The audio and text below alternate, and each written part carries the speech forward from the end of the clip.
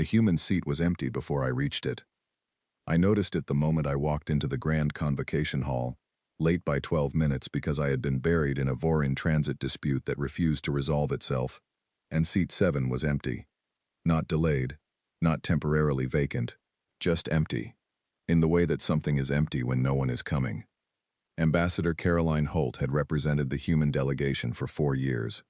She was the kind of diplomat who made other diplomats feel disorganized simply by existing.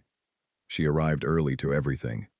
She prepared thoroughly for every session, filed her materials in advance, and never once in 4 years had she simply not appeared without explanation.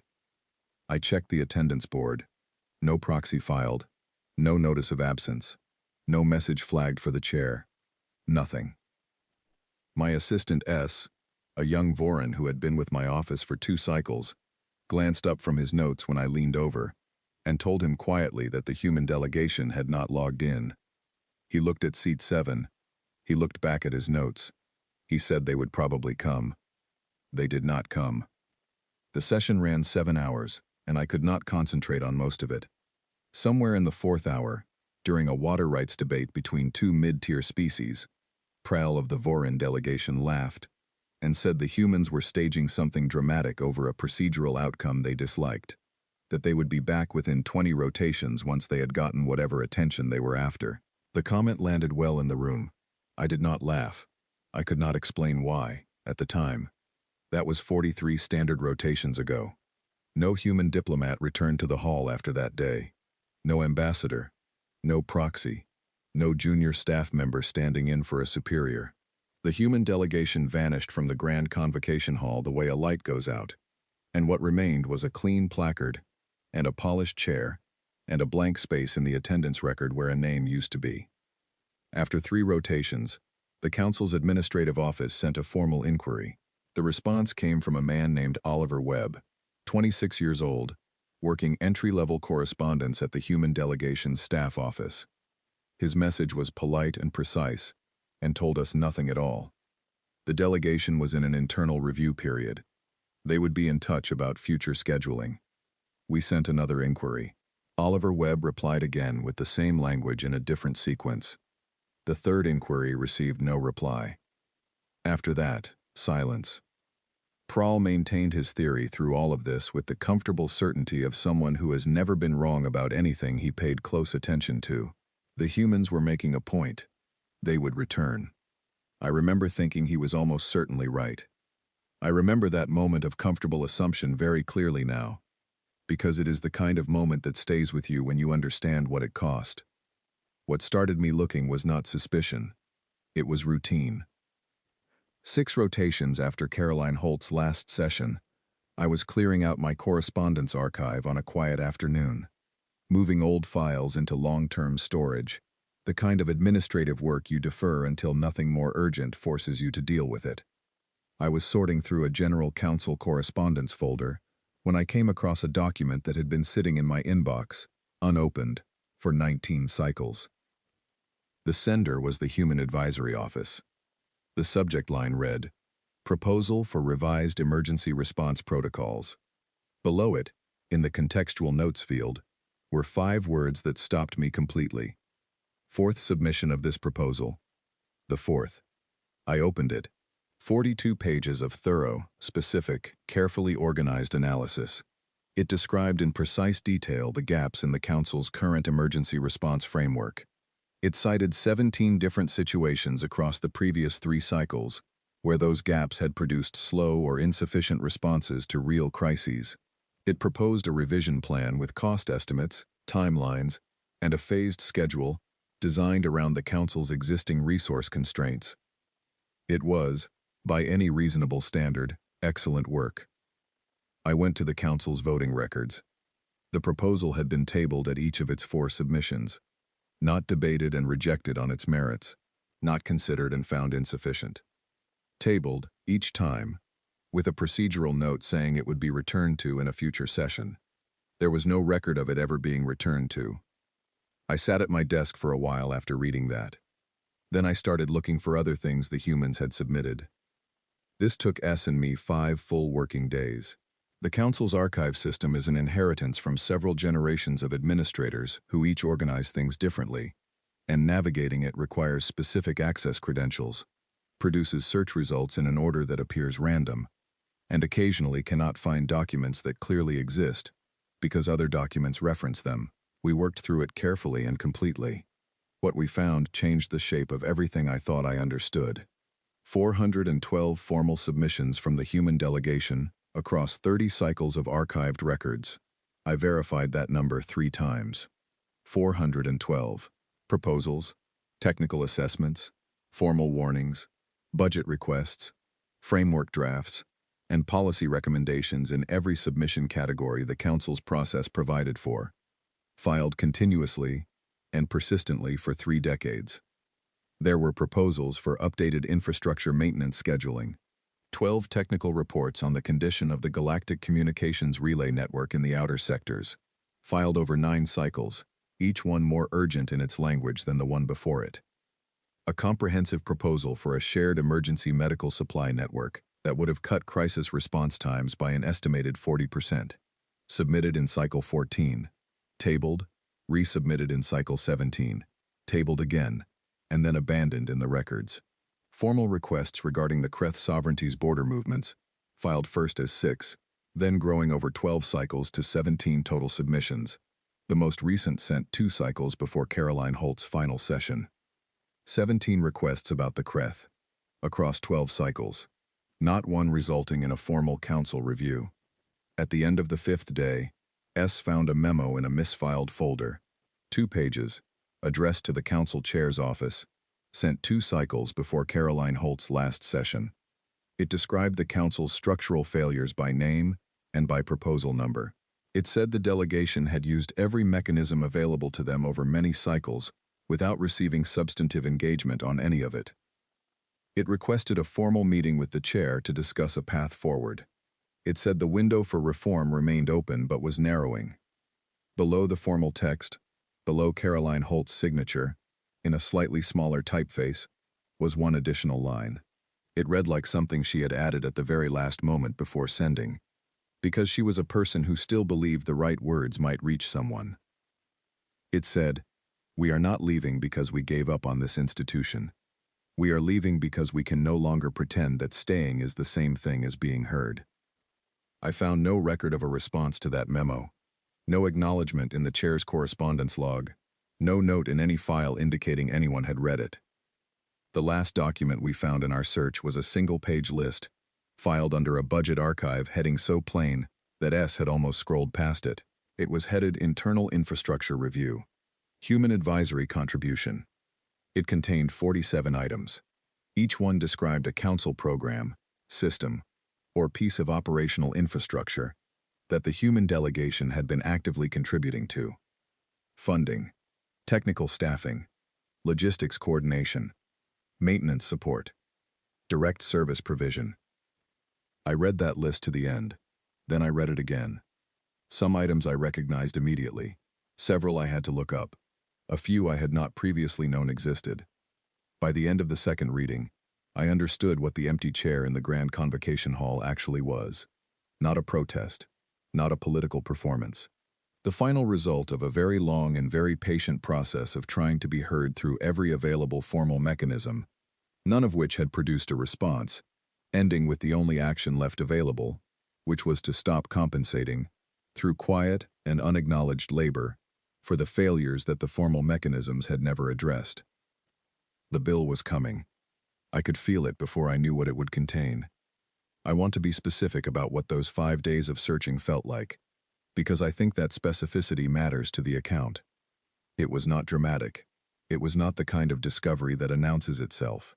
It was the slow, uncomfortable experience of opening one document after another and finding, in each one, evidence of a system that had been working against the people trying to work within it. The relay network reports were the ones that stayed with me most during those 5 days. The first of the 12, filed in Cycle 9 of the archived records, was measured and professional in its language.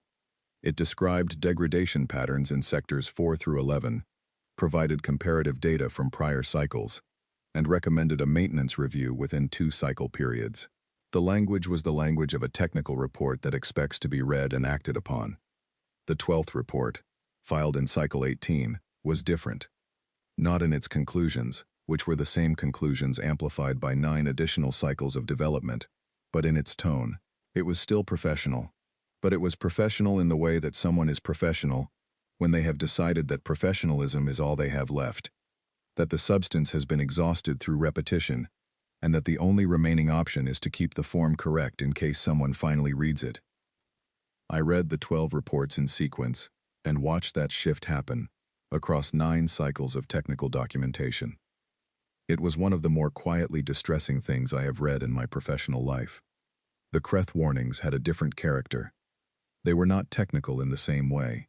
They were analytical and forward-looking, and reading them in sequence was like watching someone in the elevated gallery of a building see, from their vantage point, exactly what was about to happen at street level, and try, repeatedly and with increasing urgency, to communicate it to people who could not quite bring themselves to look up.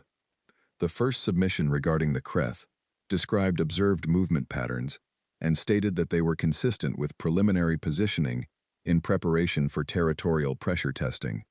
The language was careful. The 6th submission used the phrase pattern of escalating preparatory behavior and cited specific incident dates and locations. The 15th submission described the accumulated picture as constituting a significant and imminent border security concern, requiring formal council attention. The 17th submission, the last one, was 2 paragraphs long. It provided no new analysis because all the analysis had already been provided. It said only that the situation described in the previous 16 submissions remained active, that the pattern had continued to develop, and that the delegation renewed its request for a formal review at the earliest available session. The earliest available session had never included a formal review. I checked. 17 submissions over 12 cycles. Not one had been placed on an actual agenda. I found myself thinking about the person or people who had written the 17th submission, who had sat down to write a document that said, essentially, everything we have already told you 17 times is still true, and filed it, and waited, and eventually stopped waiting. What they had done instead of waiting, I was in the process of discovering, one item at a time. I sent an urgent meeting request to Council Chair Vassal's office. The response came back within the hour. He could see me in 3 days. I used those 3 days preparing the most careful presentation of my career. I organized the information in a sequence that would be difficult to dismiss and impossible to misread. I thought about the room I would be speaking to, and about the specific challenge of making people genuinely receive something they had spent decades not quite receiving. And I prepared for that challenge as thoroughly as I had ever prepared for anything. On the morning of my meeting with Vassal, his office windows looked out over a city that appeared peaceful in the early light. I put my summary on the desk between us and spoke without interruption for 20 minutes. The 412 submissions, the 31 responses, the relay network, the patrol coverage gaps, the resettlement program, Grace Calloway at her clinic seeing 200 patients per rotation and never once sending a bill, Caroline Holt's memo, and the line at the bottom of it. Vassal listened without interrupting. When I finished, he was still for a moment. Then he said, "How serious is this, in your honest opinion?" I told him it was the most serious thing I had encountered in 30 years of this work. He said he would convene an emergency session. I walked back out through his door and stood in the corridor without moving for a while. The building continued its ordinary operations all around me. I had spent 30 years in these corridors believing I understood what kind of place this was. I was beginning to understand how much that belief had been built on a foundation I had never bothered to examine. The emergency session was set for 2 rotations out, and I spent every hour of both days preparing for it. I have given difficult presentations before. I have stood at the mediator's podium in the Grand Convocation Hall and delivered information that no one in the room wanted to receive. I understand how that room works, which arguments land, which delegates find ways around information they do not want to absorb, and how to structure a presentation so that those exits are blocked before anyone reaches for them. But I had never prepared for anything with the precision I brought to those 2 days, because I had never been preparing to make people sit with something they had spent 3 decades successfully avoiding. I arrived at the hall early on the morning of the session. The hall was empty and quiet, the light coming in at the low angle of that early hour, and I stood at the mediator's podium and looked at seat 7 for a few minutes, before anyone else arrived. The placard still read Human Federation. The chair was polished and clean, maintained on its standard schedule by building staff who had received no instruction to treat it differently. I thought about what it had meant when it was occupied, and what it meant now that it was not.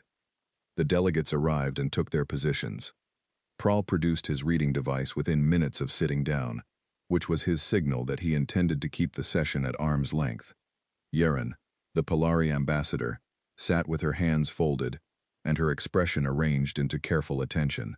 The Kreth observer settled into the elevated gallery above the main floor and positioned himself with the patient attentiveness of someone who had come to hear specific information and was content to wait for it. I noted the Kreth observer and filed the observation separately to return to later. Vassal opened the session and introduced me. I stepped to the podium. I put 412 on the display board first, in large, clear numerals, alone on the board, left there for the room to look at. Then I said that 31 of those 412 formal submissions from the human delegation had received a formal council response. I gave the room a moment. Prahl put his reading device down. I moved through the material in the sequence I had planned. The emergency response framework proposal, submitted 4 times over multiple cycles, tabled each time without debate, never returned to. The 12 technical reports on the relay network in the outer sectors, 9 cycles of increasingly urgent documentation, producing no maintenance action. The 17 formal submissions about the Kreth sovereignty's border activity, filed over 12 cycles, each one logged and set aside without a formal review being initiated. Then I moved to the infrastructure list. I had made a deliberate decision during preparation that this section required the full texture of its specifics. When you give a room the shape of a problem without its details, the room experiences the general outline and keeps its comfortable distance from the actual weight of it. I did not allow that. I gave each of the 47 items in full, describing what it was, what the human contribution had been in practical operational terms, and what the absence of that contribution was producing or would produce.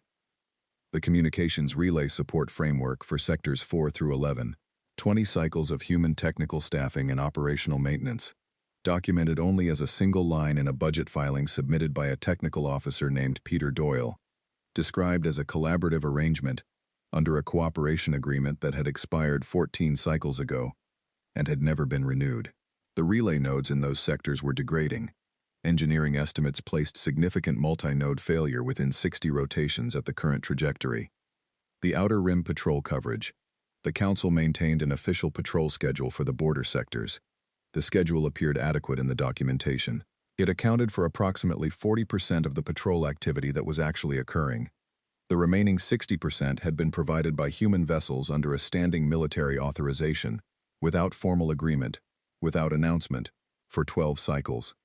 Not because anyone had asked, because the humans had seen the coverage gap and filled it. The Dorami Resettlement Processing Program, funded at intended levels for 4 cycles, then budget reduced by 60% when the Council's priorities shifted. The program had continued operating at near original capacity despite the reduction. Administrative reports attributed this to improved efficiency. The efficiency was an 11-cycle human financial contribution from the delegation's trade surplus allocation, appearing nowhere in any document that Council administrators routinely reviewed.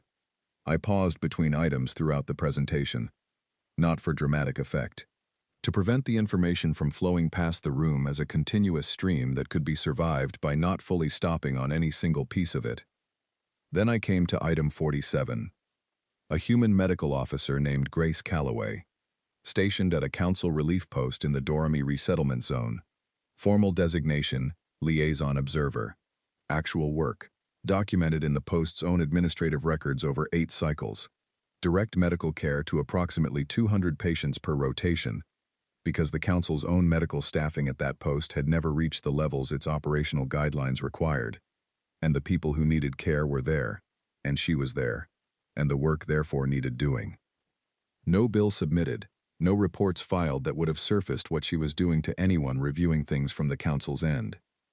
She appeared in the post's records as a constant background presence, the way permanent furniture appears in administrative notes, named without comment or explanation because she had simply always been there. She left the post 14 rotations ago. The clinic's records since her departure showed a 63% reduction in patients seen per rotation. The post administrator had filed a staffing assistance request, 6 rotations after she left.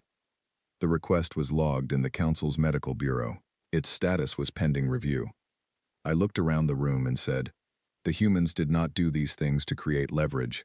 They did not involve themselves in our systems in order to engineer the situation we are now facing. They did these things because the work needed doing, and no one else was doing it. They were doing this work while simultaneously filing formal requests through every channel available to them, asking the council to take responsibility for these functions itself, asking us to function the way we were supposed to function. We did not respond, so they kept doing the work. And then, after many cycles of this, they stopped attending sessions and stopped answering our communications, and now we are discovering, one item at a time, what they were quietly holding up while we were not paying attention. Prahl made the argument I had expected him to make, in the tone of someone who had prepared it carefully. The humans had chosen to involve themselves in council systems without formal authorization. They had not disclosed the full extent of that involvement. They had timed their departure for maximum disruptive effect. The logical reading of the evidence, he said, was that this had been deliberate strategy. I told him I had considered that interpretation seriously. Then I told him about Grace Calloway. 8 cycles, 200 patients per rotation. The bill that was never sent. I said, there is no strategy in that. There is a person who saw work that needed doing and did it. That is what I found across all 47 items on this list. And those people, for 3 decades, filed formal requests through every available channel, asking the council to join them in doing this work. We did not join them, so they stopped. The session ran 3 more hours. Arguments, counter-arguments, a genuine shouting exchange between 2 secondary delegates that Vassal had to interrupt. Yaren asked the most practically focused questions of any delegate in the room, concentrated on the relay timeline and what we actually had available to address it. I gave her precise answers.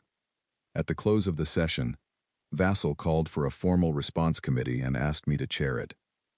As the room emptied, I looked up at the gallery. The Kreth observer was gone.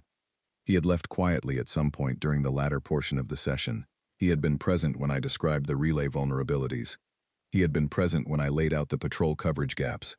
He had been present when I mapped, in comprehensive detail, exactly what the council's defenses looked like with the human presence removed. He had taken everything he came for and left without a word. I turned off the display board. On it I had left his Operov.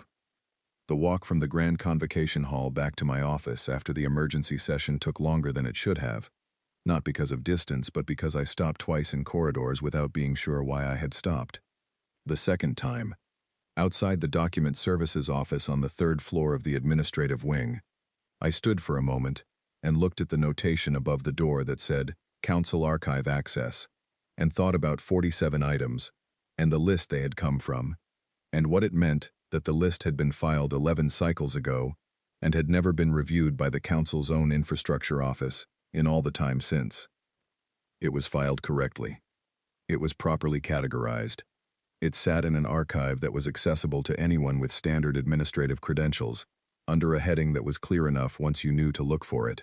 The problem was that no one who would have understood what it described had known to look for it, because the document had been submitted to a general inbox and logged and filed without anyone recognizing that its contents described a significant structural situation. The Council had not failed to notice the 47 items because the information was hidden. It had failed to notice because the institution had not been organized in a way that required anyone to notice. And when you are not required to look at something, the human tendency, and the Voran tendency, and the tendency of most organized beings who have other things to do, is to not look at it. That was the thing I kept returning to as I stood in that corridor outside the Document Services office. Not the malice of it, because I did not think malice was the explanation. the institutional structure of it. The way a system that is not designed to surface certain information reliably will not surface it, regardless of the quality or the urgency or the accuracy of the information itself. S found me still in the corridor when he came looking for me 10 minutes later. He did not ask why I was standing outside the document services office. He told me, in the practical way he managed information when he could tell I was occupied with something else, that 3 delegation representatives had sent messages requesting briefing sessions, and that my office had 2 other pending items from before the session that had not yet been addressed. I told him to schedule the briefings and that I would attend to the other items in the morning. He nodded. Then, after a pause, he asked whether I was all right. I told him I was thinking about filing systems. He said that sounded like a reasonable thing to think about, given the day. It did not sound reasonable, but it was what I was thinking about, and he was generous enough not to push it further, as the final visible image, a map of the outer sectors showing the patrol coverage that human vessels had been providing, outlined clearly. The outline covered the entire border zone adjacent to Kreth sovereignty territory. I walked out of the empty hall and thought about how long 14 rotations actually was, and how much planning could be done in 14 rotations by people who had been given a comprehensive assessment of the opportunity in front of them. The first infrastructure failure came in 31 rotations, not the 60 my engineering estimate had projected. The estimate had been built on assumptions about baseline maintenance levels that turned out not to reflect reality. The human technical framework had been compensating for a gap between how the relay network was supposed to be maintained and how it had actually been maintained for years, and in the framework's absence, the gap produced results faster than any model built on the false baseline could have calculated. Sector 7's secondary relay node went dark over the course of 4 hours. 6 inhabited systems lost full communications capability in that time. The engineering team that reached Sector 7 found a node that had been operating beyond its tolerance thresholds for what they estimated was several cycles. The components that failed were not on our standard maintenance checklist, because the checklist had been written for a system maintained at specification. The human technical framework had been maintaining the functional result despite the deficit.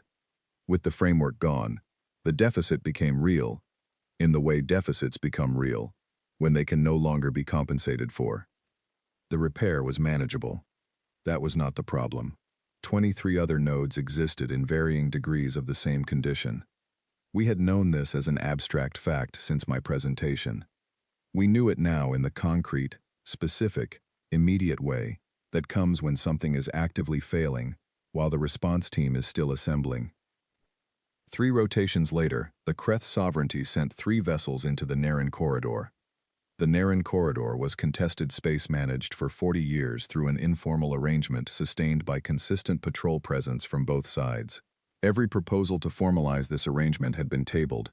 In practice, it had held, because patrol presence made it hold, and because the human component of the Council's patrol presence in that stretch had been, for 12 cycles, far larger than the official record reflected. 3 vessels became 6, then 9. Slow, deliberate movement in numbers that had not been there before, at a moment when the mechanism that had historically made their presence there impractical no longer existed. The response committee convened. A delegate named Saul asked whether we should activate the standard border response protocol. The protocol was well designed, drafted by the human delegation's security advisory team 11 cycles ago. Its opening procedure required a coordination signal through the emergency relay network to mobilize the designated regional response fleet. The emergency relay network ran through Sector 7. Sector 7 was offline. The regional response fleet for the affected area was 3 vessels, all overdue for equipment maintenance that had been deferred through successive budget cycles. I told the committee I would have an options assessment ready the following morning. I dismissed the session and sat alone in the empty room for a while. I was thinking about the Kreth observer in the gallery, sitting through my presentation of relay vulnerabilities and patrol coverage gaps, and the precise timeline of the human departure that had left both exposed. I was thinking about 14 rotations, and how long that actually was when you were planning something. I was thinking about 17 formal warnings filed by Caroline Holt's delegation about the Kreth, across 12 cycles, and about what those warnings had described. The following morning I met with the Resettlement Bureau Director, a conscientious Durrami named Ulan, and told him what I had found regarding the Durrami processing program. He had not known. The information had not been present in any document his office routinely reviewed. He was genuinely troubled in the open way of someone receiving real new information, not performing the management of a position he had already committed to. 2 processing stations had filed distress notifications. He authorized emergency direct support within the hour, faster than standard process allowed. On the 7th day after Sector 7 failed, the Kreth Sovereignty sent a formal diplomatic communication to the chair's office. It was politely worded and correctly formatted, and said they had assumed a temporary administrative presence in the Narration corridor for purposes of regional stability, and that they looked forward to discussing the matter through appropriate channels. Vassal called me before I finished reading it. I told him we had less time than we thought, and that we needed to find the humans. He said, "Go." I left the council district on a diplomatic carrier named the Arvin, and I did not look back. I had S with me, a communications archive containing every human diplomatic record we held access to, and a formal letter from the full council, signed by Chair Vassal, and acknowledged by every member delegation. I had written most of that letter myself and had spent more time on it than on almost anything I had written in 30 years, because I understood that what it said, and how it said it, would determine whether the people who read it believed it was real or treated it as one more piece of institutional paper. The Arvin was a mid-range carrier, reliable and fast enough, without the heavy formal insignia of an official diplomatic vessel. That was deliberate. I did not want to arrive announcing myself before I arrived. We flew toward human space, and I stood at the observation port on the 2nd day and thought about what I expected to find. The scans began returning data as we crossed into the outer human systems, and the data was nothing like what I had assumed. I had expected contraction. A people who had stepped back from the galactic stage, managing with fewer external connections, sustaining themselves at a reduced level while political circumstances developed. Some visible cost from the withdrawal of trade relationships and partnership arrangements that had existed during their council membership. The outer human systems were producing at levels that exceeded anything in our comparative data from their council membership period. Shipping traffic between human worlds was dense and efficiently organized. 3 separate systems showed construction signatures consistent with major building programs reflecting long-term investment and planning. Power generation readings across 4 major human worlds were consistent with sustained, significant industrial activity. I asked S to compile every available economic indicator and compare current figures against those from the cycle before the humans stopped attending sessions. He presented his findings at our working table the following morning. The picture they formed was clear, and required me to sit with it for a while before I responded. The resources the humans had been directing outward, toward council programs and joint infrastructure and the systems they had been quietly supplementing, had been redirected inward. The medical polymer shortage that the human delegation had been trying to get the council to address for 3 full cycles was gone. S found the documentation in a public human government archive, openly accessible, describing a new manufacturing process developed in the 2nd cycle of their withdrawal. They had resolved the shortage internally within 2 years of leaving. The infrastructure investments their own citizens had not seen, because resources were flowing outward, were now underway across multiple worlds. Every indicator pointed the same direction. They had not struggled from leaving. They had recovered. S spread the information across the table between us and said, quietly, that they had been asking the council to help them address problems they were going to solve on their own regardless. I said they had been asking the institution to work the way it was supposed to work. Not because they required it to, because a governing body that sustains itself on the quiet, unacknowledged labor of its members, while ignoring those members' formal requests, cannot function as a governing body indefinitely. They had understood this longer than we had. S was quiet for a moment. Then he said that they had been supporting the council at cost to themselves while the council dismissed everything they formally submitted.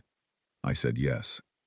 The response to our contact request came from an office I had not previously encountered in our records, the Department of External Inquiry, signed by its director, a woman named Margaret Osei. She was available at Lismore Station, a civilian administrative hub at the edge of human space, easily reached from either side of the boundary. The meeting would be informal and exploratory. No collective decisions had been made. Lismore Station was built into the side of a planetoid and was smaller than I had pictured. Functional, well-maintained, with wide observation windows looking out on a field of ice formations drifting in the gravity of a distant star, catching and scattering its light in slow patterns that moved across the interior dock surfaces as the formations rotated. We were the only council vessel in the bay. I noted this without drawing conclusions from it. Margaret Osei met us in a plain room, with a long table, chairs, and a window with a view of the ice field. She shook my hand in the human manner, offered tea, and sat down across from me with the composed stillness of someone who had spent a long time learning to hold strong feelings without letting them direct the conversation. She looked at me directly and asked why I had come personally. She said it was a genuine question. The letter explained what the council wanted. She wanted to understand what I wanted. I told her about item 47, about Grace Calloway and the relief post clinic, and the 200 patients per rotation, and the bill that was never sent. I told her I had spent 30 years in council work believing I understood what the institution was, and that one entry in a budget archive had made me understand I had been fundamentally wrong about something. I told her I had come in person because a formal delegation was not the right instrument for what I needed to say, which was that I was sorry, and that I believed the council could be something different from what it had been, and that I was not certain those two things were sufficient, but they were where I had to start. She listened without interrupting. When I finished, she was quiet for a moment. Then she said, that was a more honest answer than she had expected. She poured more tea, and we talked for 4 hours. She was precise and direct, and never unkind, and she did not pretend the situation was simpler than it was. She described the Civic Assembly's ongoing internal discussion about the council, and what relationship with it, if any, served human interests. She said the decision would be the Assembly's to make, through its own process, on its own timeline, and she would not try to compress it. She named 2 conditions. The first was a genuine constitutional reform process, initiated by the council itself, not managed or overseen by humans but real in all the ways that mattered. Independently arbitrated, documented with full transparency, no predetermined outcomes protecting the existing arrangement of power. The second was public acknowledgement, a full, specific, factual account transmitted across the council's communication network to every member system, describing what the human delegation had actually been doing across the preceding decades, what the 47 items on that list had actually meant in operational terms, and what the council's consistent failure to engage with human proposals had actually cost. I asked her why the acknowledgement specifically, why that condition alongside the structural one. She said, because other species in your council have also been raising concerns and being ignored. They need to know that their experience is real, and that someone has finally seen it. The humans were not the only ones trying to be heard. We were better resourced and therefore able to sustain the compensatory work for longer.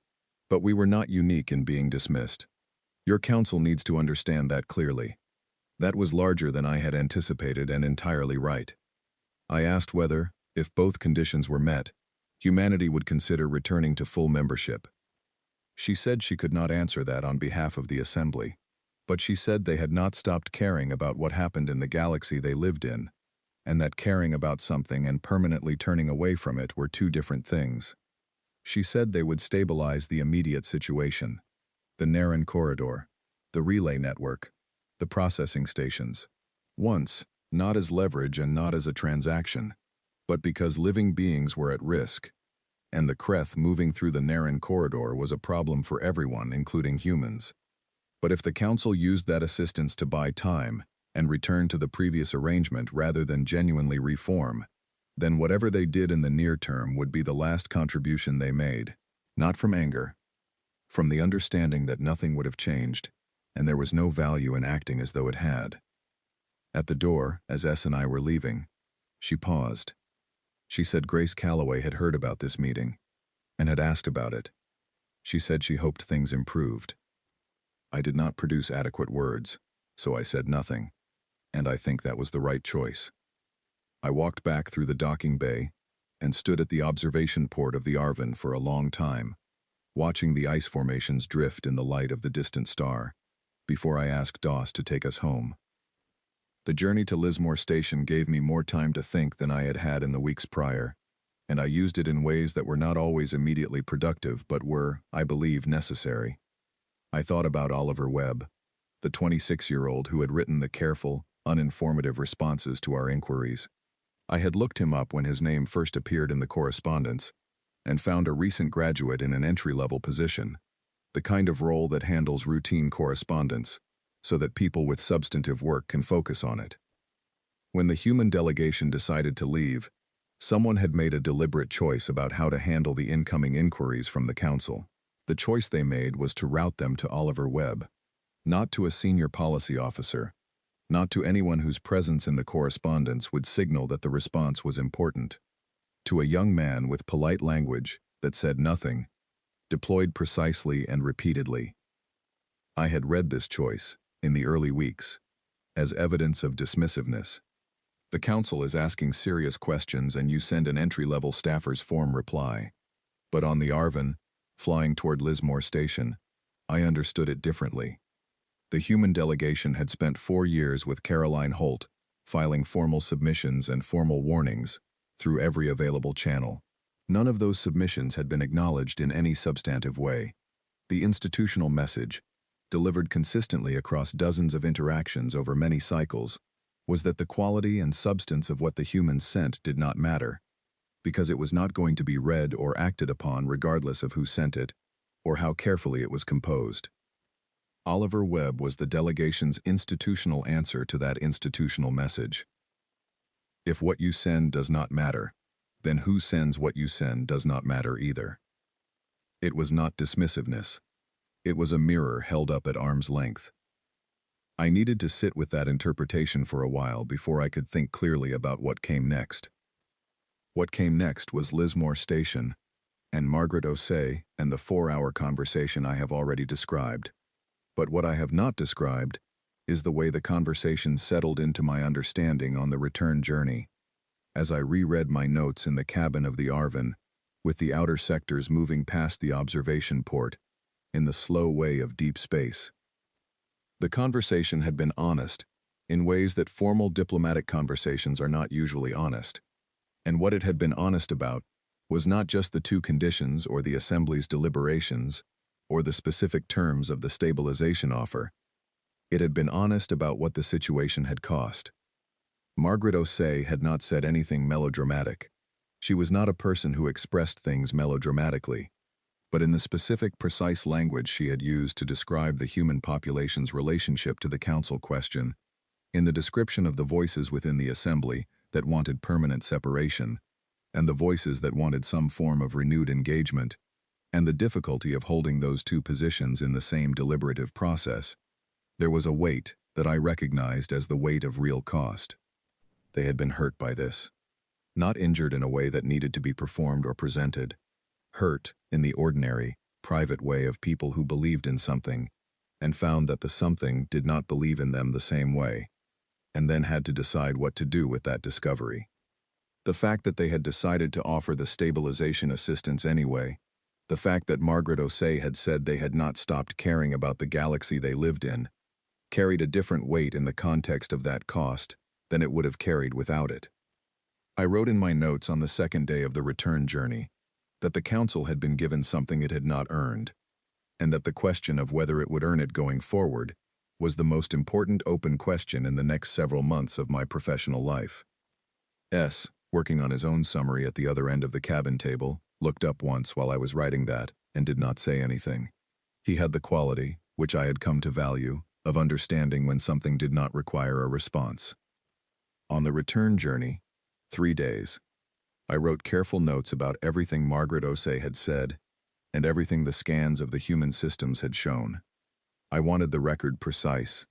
I had learned recently what imprecision in records cost, and I was not going to contribute to that kind of cost. S worked alongside me through the return flight. On the 2nd day, without looking up from his work, He asked whether I thought the council would accept both conditions. I said it depended on whether the people in that room could be honest with themselves about what accepting meant. He thought about this. Then he said that was probably true of most important decisions. I said it was. I stood at the mediator's podium in the Grand Convocation Hall for the second time in less than a month, and this time I did not soften a word. I had promised Margaret Osei I would deliver her conditions exactly as she had stated them, and I kept that promise. I gave the room the two conditions, the constitutional reform process and the public acknowledgement, in the language she had used, in the sequence she had used, without the softening that I might have applied in other circumstances to make difficult information more palatable to people I would need to keep working with afterward. The information was what it was. The room needed to receive it without a cushion. The session was long and contested in the specific way that sessions become contested when people are being asked to accept something that requires them to change their understanding of themselves. Propol made his arguments across several installments, logically organized and insufficient against the actual record. Several delegates expressed particular discomfort with the public acknowledgement requirement. One said it amounted to the council admitting failure in front of the entire galactic community. I said the council had failed in specific and documented ways, that the full galactic community had a right to know this, given that those failures had affected member systems throughout the council's territory, and that the question of whether acknowledgement was comfortable was not the same question as whether it was necessary. A delegate with connections to the Kreth sovereignty characterized Margaret Osei's conditions as coercive interference. I responded to this calmly, which required more deliberate effort than it should have. Vassal held the session together. He is a slow and procedurally minded chair, and there are situations where that quality works against the moment. This was not one of those situations. He let every argument run to its natural conclusion, without intervening to smooth anything over before the information had actually landed. When the arguments were exhausted and the hall had settled into the particular quiet of a room that has run out of counterpositions, he said, "We can debate whether what is being asked of us is fair, or we can discuss whether what we have been doing was fair. Those are two different conversations. Only one of them will lead anywhere." The vote to accept both conditions was not unanimous. It was not close either. One thing I want to note about the period following the full council vote, because it belongs in an honest account of how things developed, is that not everyone who voted to accept the conditions was acting from the same motivation. Some delegates voted to accept because they genuinely understood what I had described and were genuinely moved by it. I believe Yeren was in this group. I believe Horrell was in this group, based on the message he sent me 3 days after the vote that said, simply, that he had read the infrastructure list again and was glad we were doing something about it. Some delegates voted to accept because they had calculated that accepting was the only realistic option, and that the conditions, while uncomfortable, were manageable in the specific sense of being survivable without fundamentally threatening their position in the council's political structure. I believe Prahl was in this group, initially, though I think he moved over time toward something more honest than that calculation. And some delegates voted to accept because they did not vote against, which is a different thing, and because the alternative was being publicly recorded as having refused conditions that the council chair was personally endorsing, and that was a political cost they were not willing to pay. I make these distinctions not to judge the motivations, but because they mattered for what happened in the weeks that followed the vote. The delegates who were voting from genuine understanding were the ones who showed up to the acknowledgement document editing sessions with substantive contributions and minimal obstructionism. The delegates who were voting from calculation were the ones whose representatives showed up to those sessions with proposed qualifications that needed to be declined, and the delegates who had voted not to vote against were largely absent from the editing process altogether, which had the practical effect of not requiring me to spend time on them, but which also meant that when the document was finalized, some of those delegates would look at it and find it more extensive than they had anticipated. I prepared for that. I knew the acknowledgement would read harder to some people than the vote to accept had suggested, because the vote had been relatively abstract and the document was specific. I had conversations in the week between the vote and the start of the editing process with several senior delegates, reminding them of what we had committed to and why, and what it would mean to produce a document that honored that commitment rather than performing it. Not all of those conversations were comfortable. That was appropriate. The one that I found most significant was not with a senior delegate, but with a member of the council's administrative staff, a mid-level records officer who came to see me one afternoon, apparently on her own initiative, to tell me that she had read the account of the 47 items and wanted me to know that she had been filing the human delegation submissions for 11 cycles and had not known, until the emergency session, what they contained or what their status was. She said this without defensiveness and without excessive distress. She was presenting a fact she thought I should have. I told her I appreciated her coming to tell me, and that what she had described was the result of a system that had not been designed to surface that kind of information, and that the person responsible for that was not the records officer filing submissions in the category they were submitted under. She nodded. Then she asked whether there was anything she could do differently going forward. I told her that under the new administrative procedures being developed as part of the reform process, there would be a formal escalation mechanism for submissions that had not received a response after a specified period, that it would be part of her job, and every records officer's job, to flag those for senior review, that the system would be designed so that the filing of documents and the substantive review of documents were connected in a way they had not previously been. She said that sounded right. She left, and I made a note to include that specific mechanism in the Reform Committee's first working agenda, which I had been preparing. The note was already on a draft list, but I moved it to the top. The public acknowledgement document took 2 full weeks to finalize. Every word required agreement across the member delegations. I wrote the core sections myself and held the specific details in place through the editing process. The count of tabled proposals was in the document. The 47 items were in the document, described with the same specificity I had used in the emergency session. Grace Calloway's name was in the document. The relay network's condition was in the document. The patrol coverage gap was in the document. Everything that needed to be said was said, without reduction. The document was transmitted across the Council's full communications network to every member system. Responses came back over the following rotations, from directions I had expected, and some I had not. The one that stayed with me longest was from the Mareth delegation. The Mareth were a small species whose border colonies had been experiencing resource allocation failures for 8 cycles, and who had been filing formal concerns about those failures with the Council, for all 8 of those cycles, without receiving anything that could honestly be called engagement. Their message to the chair's office was brief. The final line said, "We are glad someone said it." I forwarded that message to Margaret Osei. She replied with 2 words. The human stabilization response arrived 22 rotations after the assembly convened, 8 rotations ahead of the projected timeline, which Margaret Osei noted in her cover message without elaborating on further. The response document was 40 pages of specific, practical planning.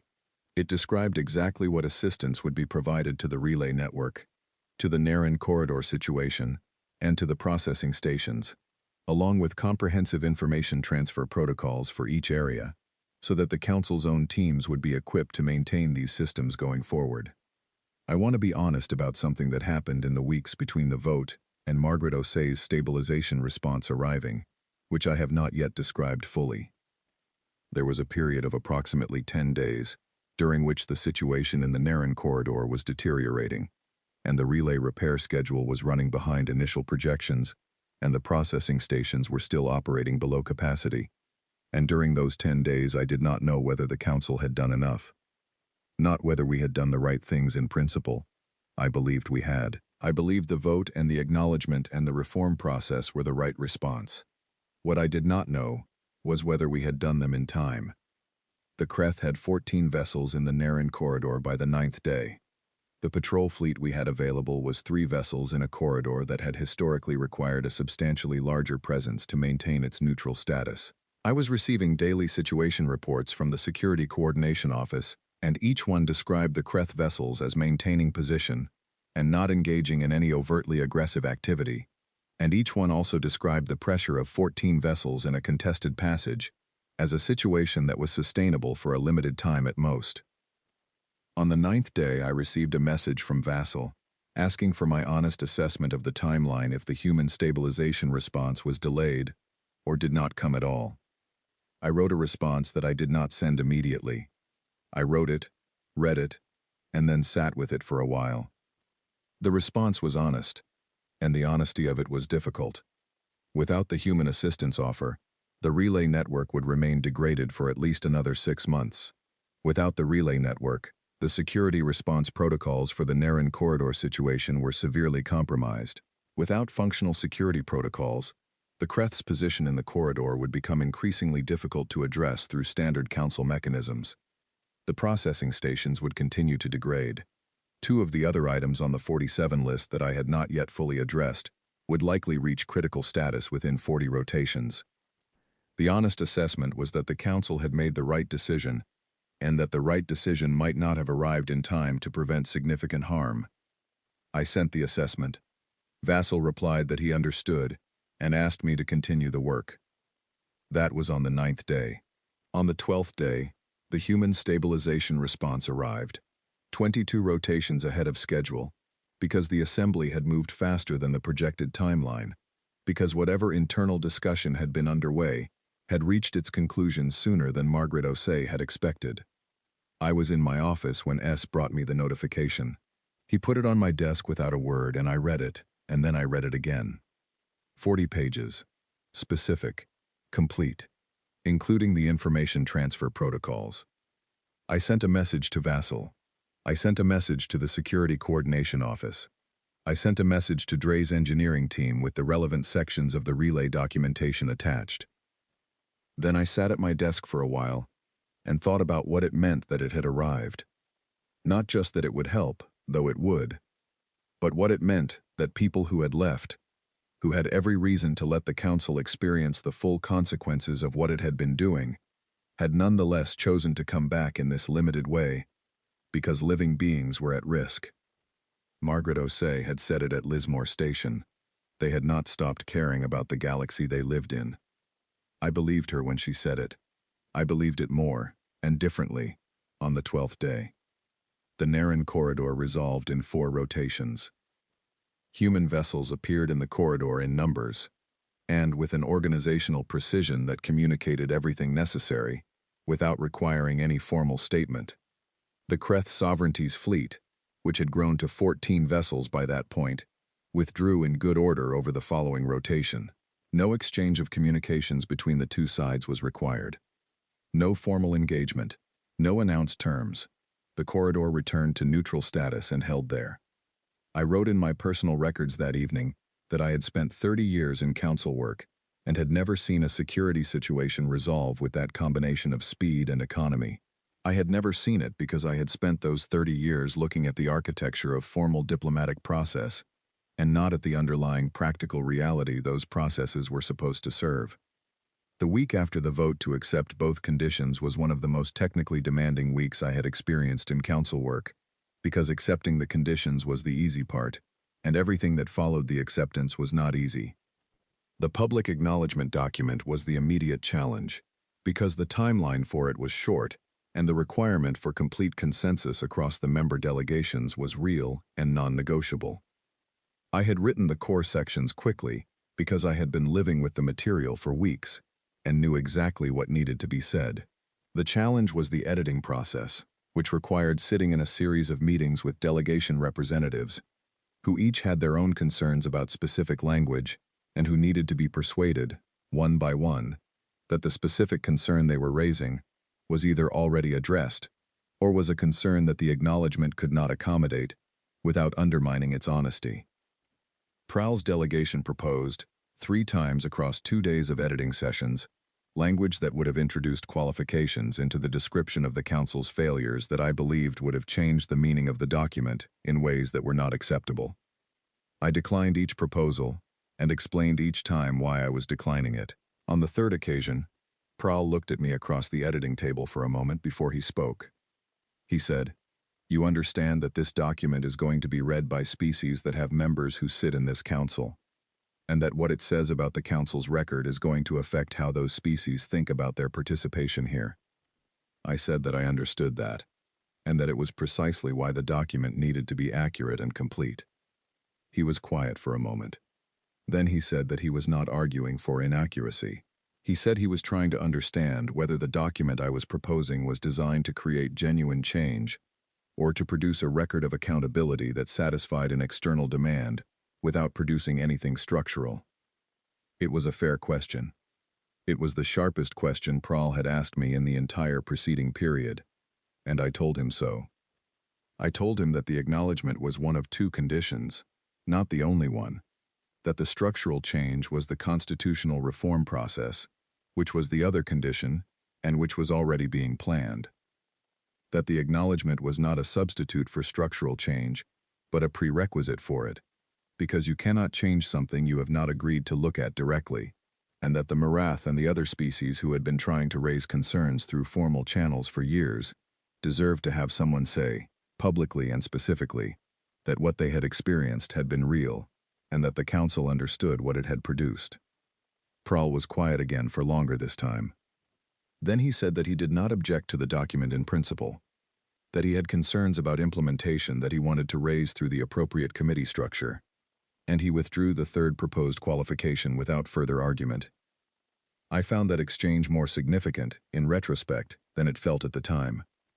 The acknowledgement document went out to every member system on a standard transmission day, bundled with the regular Council communications package in a way that made it impossible to miss and easy to find in the archive. I had insisted on that. It was not sent as an attachment to a cover message. It was its own document, with its own header, addressed to the Council community. The Marath message came back 4 rotations later. There were others, from species I had not expected to hear from, several of which described situations that paralleled the human experience in ways that were not identical, but were recognizable. Species that had been filing concerns for years and receiving no substantive response. Species that had been quietly filling gaps in Council programs because the programs were not adequately resourced and the people affected by the programs were real. Species that had concluded, variously, that they were not being heard, or that being heard was not something the Council's structure made possible, and that had adjusted their behavior accordingly. Reading those messages over the course of the week that followed the transmission was one of the more important things I did during that period. It was important not because the situations were the same as the human situation, because they were not identical, but because they confirmed what Margaret O'Say had said at Lismore Station. The humans were not the only ones who had been trying to be heard. They were the ones who had been most visible in leaving, because they had been most visible in what they were sustaining before they left. I forwarded the most significant of those messages to Owen Clark at the liaison office with a note. He replied to each one. I found out later that in several cases he had arranged follow-up conversations between the liaison office and the delegations involved. He had done this without being asked, and without making it a formal process, because he was a person who understood that some of the most important conversations happen outside the formal structure. I added that to the list of things I was noticing about Owen Clark that suggested he was the right person for the position he was in. The relay network restoration was an ongoing process throughout this period, and I want to include it specifically because it illustrates something about the difference between having information and using information that I think is worth preserving in the record. The human technical documentation that our engineering teams were working from was, as Dre had noted, comprehensive. It covered not just the repair procedures for the degraded components, but the broader maintenance architecture that should have been in place, the inspection cycles, the performance monitoring thresholds, the component replacement schedules. It was the documentation of a system being maintained correctly, written by people who had been maintaining it correctly for 20 cycles without those maintenance records being part of any document that the Council's own infrastructure office routinely reviewed.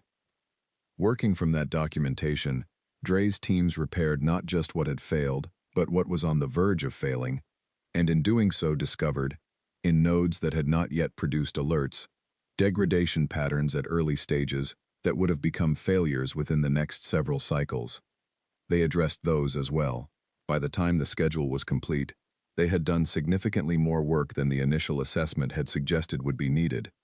Because the initial assessment had been based on what they knew was degraded, and the documentation showed them how much more had been developing in the background. Dre included a note in his final report that I have kept. It said that if the documentation had been available to the Council's infrastructure office from the beginning of the human technical support arrangement, the failures that triggered the crisis would have been preventable, but that having it now and using it properly would prevent comparable failures going forward, which was not nothing. It was not nothing. That was accurate. I had that note on my desk for a long time. The relay network repairs took months. Council engineering teams worked from human technical documentation through a rolling schedule of node repairs. The documentation was comprehensive. The lead engineer Dre noted this in his progress reports with increasing specificity as the work continued, observing at one point that the materials they were working from had clearly been prepared by people who expected them to be used. By the time the last node in the initial repair schedule returned to full operation, the teams doing the work understood the network in a way they had not understood it before, in the applied, durable way that comes from doing the work rather than reviewing documentation about it. The processing stations stabilized within a month, through emergency budget authorization, combined with a supplementary resource contribution proposed personally by Yaren, and passed through committee faster than anything comparable in my memory of the Council's processes. Other delegations made additional contributions in the weeks following the acknowledgement document's transmission. Something had changed in how people were willing to be seen. The tendency toward waiting for circumstances to force the minimum necessary action was not gone, but it had been interrupted, and the interruption had produced something real. The constitutional reform process opened formally 6 cycles after the vote. Vassal selected 3 neutral arbiters from non-council species. The first working session produced a scope document longer and more substantive than the opening documents of any comparable process I had seen in 30 years of council work. Prahl attended every session and argued his points when he had points to argue, and stayed in the room when he lost the arguments. That was all the process asked of him. It was more than I had been fully confident he would manage. 8 cycles into the reform process, Prahl requested time to address the full assembly and was given it. He used that time to say that the council had for a long time rewarded inertia, and that he had been among its most consistent practitioners of inertia, and that he was not proud of it. He said this with the specific, controlled deliberateness of someone who has spent a long time working toward an honest thing, and is determined to say it correctly, even when it reflects badly on themselves. I was in the gallery during that speech. I found myself looking away near the end of it, which is not something I normally do during sessions in that hall. The Human Liaison Office opened in the administrative wing shortly after the reform process began. 3 staff members, a communications center, a comfortable room on the eastern side of the building with windows facing the city. The director was a man named Owen Clark, who had an apparently genuine and unlimited interest in actually knowing the people he was being introduced to. He spent his first week in the building finding every senior official he could and introducing himself, and the introductions had the quality of someone who intended to remember the conversations rather than simply complete a checklist. Owen Clark and I began meeting for coffee every few weeks. This became a habit I found I looked forward to in a simple and uncomplicated way. He updated me on the liaison office's work. I told him what I could about the Reform Committee's progress. We talked about other things as well, about history and about institutions, and about the particular difficulty of changing systems that have settled into their shapes over a long time. He had thought carefully about most of the things I had thought carefully about, and had useful perspectives on them. He mentioned Grace Calloway in one of our early meetings. He had visited her on Aldenmere, he said. She was well. She had a garden and a community clinic where she volunteered twice a week. She had asked about me when she heard about the meeting at Lismore Station. I asked what she had said. He smiled. He said she had asked whether I seemed like someone who was sleeping adequately, because from the photograph she had seen of me in a council communications brief, I looked like someone who was not. I laughed, which surprised me. A genuine laugh, the kind that arrives before you have decided to produce it. The reform process moved at the pace that serious reform moves, which is not fast, and is not comfortable, and is not the pace that the people who need it most want it to move at. There were setbacks. A vote on revised security oversight protocols stalled for 4 cycles over a jurisdictional language dispute that was small, in a way I found almost offensive given everything that had preceded it, but which mattered to the parties involved and therefore required real engagement. 2 delegations withdrew from the Reform Committee at separate points over separate concerns, and both returned after extended negotiation that tested everyone's patience, including mine. The infrastructure maintenance framework, which should have been straightforward given that we now held comprehensive documentation of what proper maintenance required, generated far more argument than the situation merited before finally passing with 1 dissenting vote. 1 dissenting vote. That was a better outcome than the previous version of this council would have produced for the same proposal, and I held on to that fact through the difficult stretches. The relay network reached full operational status in the 11th month of the repair schedule. Every node in the affected sectors was operating at specification for the first time in longer than anyone on the engineering team had been in their current positions. Dre's final report included a summary paragraph stating that the network was in better condition than at any point in the previous 20 cycles, and that the documentation protocols established during the repair process would prevent comparable degradation from developing without detection in the future. I kept that report. I kept several documents from this period that I did not strictly need to retain, because I had spent enough time discovering the cost of records not being kept well to understand exactly what they were worth. The Marath delegation submitted a formal proposal in the cycle following the relay restoration. It established a structured early warning mechanism through which member delegations could raise systemic concerns to a dedicated review body with a guaranteed response timeline. It was well designed and clearly informed by the specific experience of having concerns go unanswered over a long period of time. It passed on its second submission, which felt like meaningful progress. Owen Clark attended the ceremony when that proposal passed. He sat in the back of the room without speaking during the proceedings, but he was there, and I noticed him. We had coffee the following week, and I asked what had brought him. He said he had been keeping a list of things that indicated the reform process was real rather than procedural, and the Marath proposal passing was on the list. I asked how long the list was getting. He thought about this. Then he said it was getting longer. Something in the way he said it made me think of Caroline Holt gathering her notes at the end of the last session she ever attended, walking out of the grand convocation hall through doors I had walked through 10,000 times. I had thought about her often during this period. I had tried to understand what she must have felt walking out that day, whether she was sad or resolved, or something that did not have a simpler name, whether she had looked back at seat 7 as she went out. I decided she had not because she had stopped caring, because she had already decided, and she was the kind of person who, having decided, moved. The Kreth Sovereignty submitted a formal inquiry about observer status at the Council, 18 months after the Narration corridor situation resolved. The inquiry was processed through proper channels, reviewed over several months, and declined on grounds that were specific and documented, and explicitly left open to revisitation if circumstances changed. Vassal managed the process himself. The Kreth Sovereignty's diplomatic office replied acknowledging the decision. That exchange, ordinary as its form appeared, would not have happened that way 2 years earlier. The framework required to produce it had not existed before.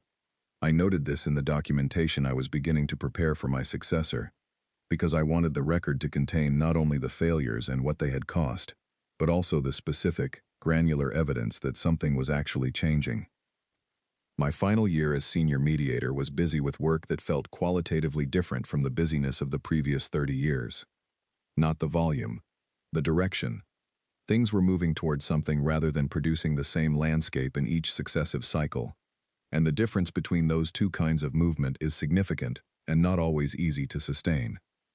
I prepared a complete historical account of the 43 rotations, beginning with Caroline Holt's last session and ending with the current moment, and I placed it in the Council's formal archives under a heading chosen to make it findable by anyone who was looking.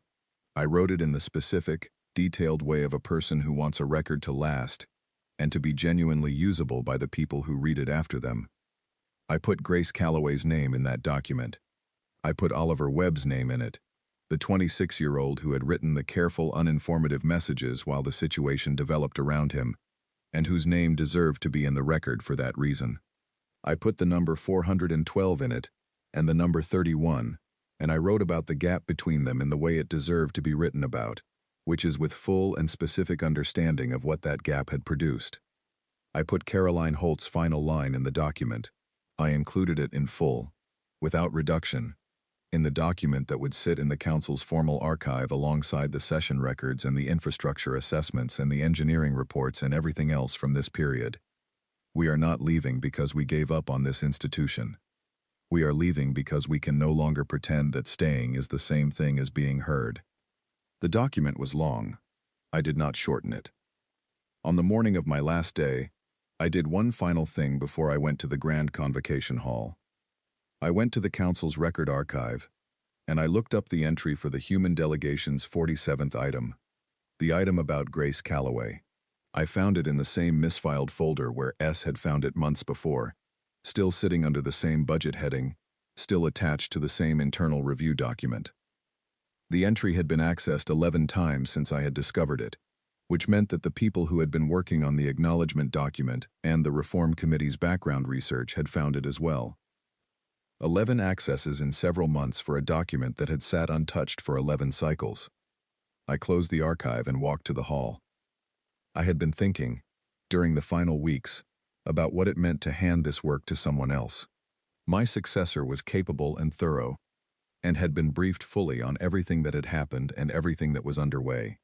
She understood the reform process and the liaison office, and the relationship with the human delegation, and the history of the 43 rotations. She was ready.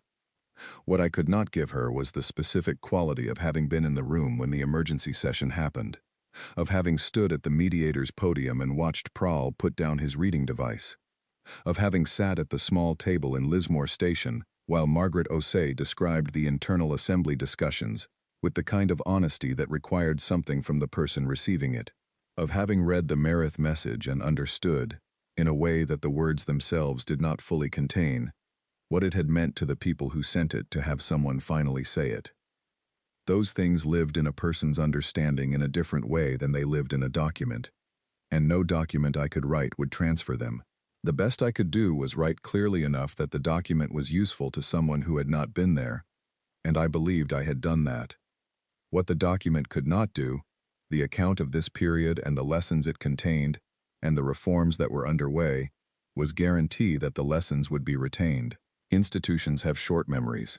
They have structural short memories, built into the way they organize information and train new staff and relate to their own history.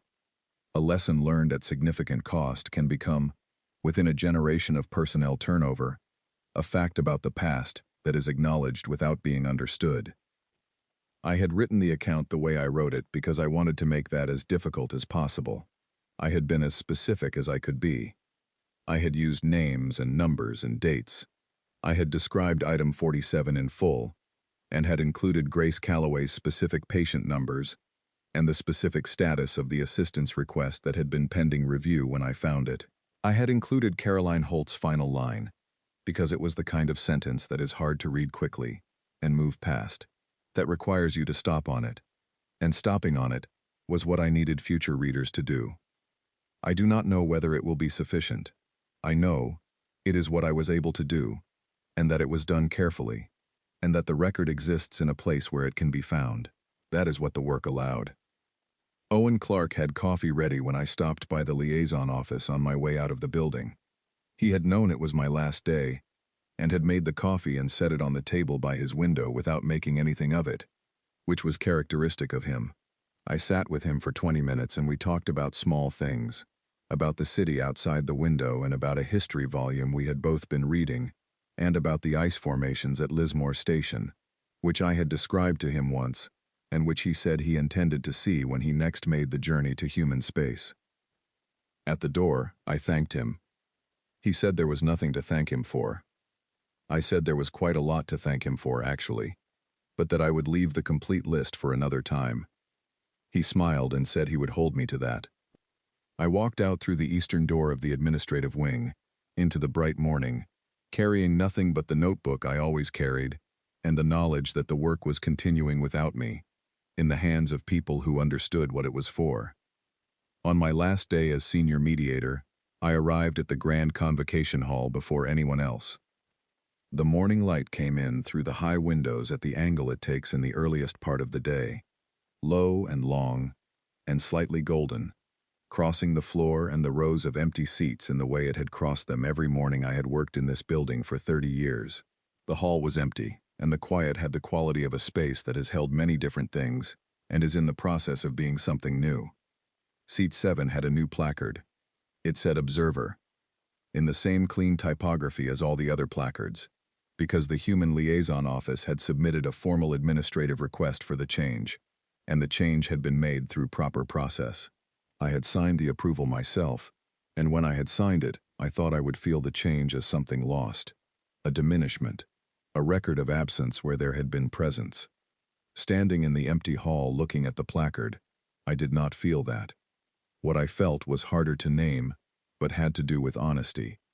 The Observer placard was what the relationship actually was. Not the old arrangement, in which human work had sustained a structure that refused to acknowledge the work or the workers. Not the fiction of full membership coexisting with 3 decades of formal requests going unread. Something that was what it said it was, which is rarer in institutions than it should be, and more valuable than it appears when you encounter it. In the eastern wing, through the walls and the corridors between, the liaison office lights were coming on. I stood at seat 7 and let myself stand there for a while. I thought about 43 rotations of an empty chair, and what those rotations had revealed about what the chair had meant when it was filled. I thought about 412 documents and 31 responses, and the precise, measurable harm that the gap between those numbers had produced. I thought about the relay nodes failing 31 rotations in rather than 60, because the baseline we had calculated from turned out not to reflect reality. I thought about the Kreth observer in the gallery, sitting through my detailed presentation of every gap and vulnerability, and about the corridor of 14 rotations between that session and 3 vessels in the Narration corridor. I thought about Caroline Holt adding that final line to a memo she must have known would not be read in time to change what was already in motion. She had added it anyway, because she was a person who still believed the right words might find someone who needed them. Sometimes they do. Not always in the time frame that would have helped, but sometimes later. Sometimes that has to be enough. I walked out of the hall and down through the eastern corridor, and sat in a corridor seat near the liaison office, and opened my communications terminal. I wrote a message to a retired medical officer on a world called Aldenmere, who had a garden and a community clinic where she volunteered twice each week. A woman who had stood up at an assembly meeting and said she thought it was worth trying, that she had not regretted the work, but only the silence around it, and that she would like to think the silence might be over. I told her things were improving, not as fast as they should have been improved a long time ago, and not without difficulty, and not finished, but improving in the specific, concrete, measurable sense that the work was being done now by the people who were supposed to be doing it. The documentation existed and was being maintained. The gaps were being filled through deliberate institutional effort rather than anyone's quiet and unacknowledged labor. The record was complete and correct and preserved in a place where it would be found. I told her her name was in the Council's formal archives now, in a document that described what she had done and what it had meant, and why it should not go unrecorded. I told her that what she had done at the Relief Post Clinic for 8 cycles was in the permanent record of this institution, as it should have been all along. I told her I was grateful to her. I said it in specific terms rather than formal ones, because she had earned the specific and honest version, not the diplomatic one. Then I closed the terminal and stood up. My successor was briefed and ready. The Reform Committee was meeting in 3 days without me, as it should, as it would continue to do for as long as the work required. Owen Clark was in his office with the lights on. The relay network was at full operation for the first time in 20 cycles. The processing stations were staffed. The Narration corridor was quiet. None of it was finished. This kind of work does not finish. The work of making an institution honest about the gap between what it claims to be and what it actually is, and of closing that gap through sustained, documented, unglamorous effort, is not the kind of work that reaches an ending. It is the kind of work that requires someone to keep doing it, and to keep being honest about how it is going, and to keep the records in a way that prevents the comfortable forgetting that institutions always tend toward when forgetting is easier than remembering. That was what this work had always been. That was what it would remain for whoever held it after me. I walked out of the building into the open air of the morning. The city was doing what cities do at that hour, beginning without needing to be told, moving at the steady pace of ordinary life that continues alongside the larger movements of institutions and history without much awareness of them, and which is, in the end, what those movements are supposed to be for. The work had been handed off. The work was continuing. That was enough. Not everything. Not finished. But enough to walk out into the morning with. And enough to give to the person who would carry it forward. And enough to send across space to a woman with a garden on a world called Aldenmere, as evidence that the silence, imperfectly and incompletely, and with a great deal still remaining to do, might indeed be over. The morning was bright. The work went on.